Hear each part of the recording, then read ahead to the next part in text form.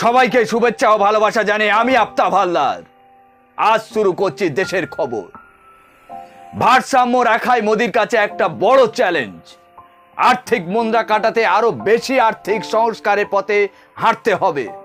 আবার বেকারত্ব এবং মূল্য বৃদ্ধিতে সামাল দিতে হবে। এই দুই ফ্যাক্টর প্রায় নিয়ন্ত্রণের বাইরে চলে যাওয়ায় নীতি আয়োগ এবং অর্থনীতিবিদরা উদ্বিগ্ন। শরিকি চাপে এবং জনমুখী বাজেটের পথে ফেরার ইঙ্গিত পাচ্ছি। আবার শিল্পমহল চাইছে এমন বাজেট হোক যাতে সংস্কার আরো গতি পায়। সব মিলিয়ে ভারসাম্য কিভাবে রক্ষা করা যাবে তা নিয়ে চিন্তিত কেন্দ্রীয় সরকার।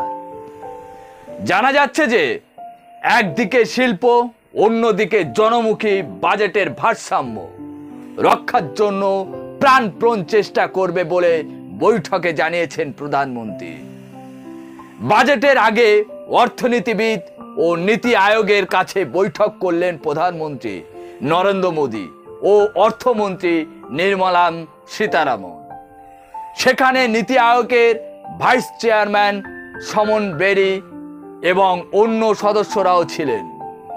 ওই বৈঠকে উপস্থিত ছিলেন সরকারের মুখ্য অর্থনৈতিক উপদেষ্টা ভি অনন্ত নাগেশ্বর, অর্থনীতিবিদ সুরজিৎ সিং ভাল্লা, অশোক গুলাটি, কেভি কামার্থ।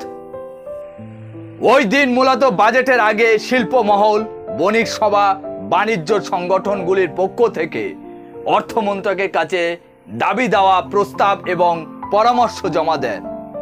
প্রায় প্রতিটি সেক্টর থেকে বেকারত্ব এবং মূল্যবৃদ্ধি নিয়ে উদ্বেগ প্রকাশ করা হয়েছে।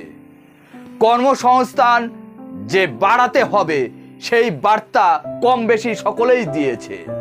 সরকারি সংস্থা বেসরকারীকরণের প্রস্তাবও জমা পড়েছে। আমদানি ও রপ্তানির মধ্যে সামঞ্জস্য রাখা উচিত বলে মনে করেন শিল্পমহল।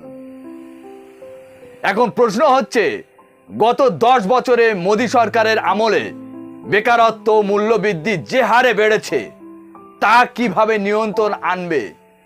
আমার জানা নেই। কারো জানা থাকলে কমেন্ট করে জানাবে। আজ এখানে শেষ করছি।